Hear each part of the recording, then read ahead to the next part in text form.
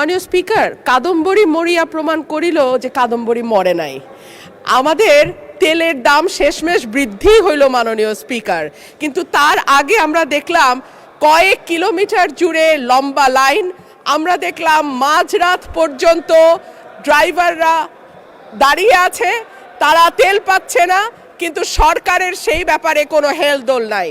আশ্চর্য হয়ে লক্ষ্য করলাম মাননীয় স্পিকার, মন্ত্রীরা যখন সংসদে বক্তব্য দেন তখন তারা অবলীলায় বলেন বাংলাদেশে জ্বালানির কোনো ঘাটতি নাই, কিন্তু মাননীয় স্পিকার যখন তেল নিতে যায় তখন দেখা যায় 3 কিলোমিটার লম্বা লাইন। মাননীয় স্পিকার, সরকার সম্ভবত কিছু পদক্ষেপ গ্রহণ করবার ঘোষণা দিয়েছে। তার একটা হচ্ছে মার্কেট প্লেস 7টা বাজে বন্ধ করে দেয়া।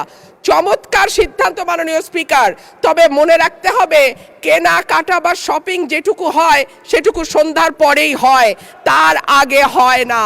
2 হইল অফিস আদালতের সময় বলে পরিবর্তন করবে।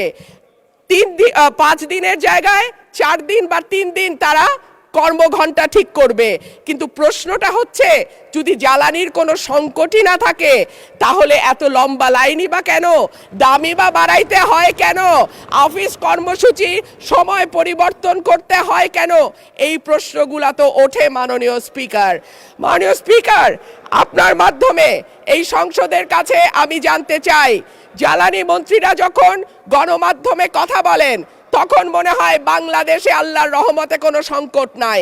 ওনারা যদি পরিষ্কার করে বলেন বাংলাদেশে বর্তমানে কত দিনের অকটেন ডিজেলের মজুদ আছে, কতদিন চলতে পারবে, পাম্পগুলো কেন পর্যাপ্ত পরিমাণ তেল পায় না, তেলের মজুদদারি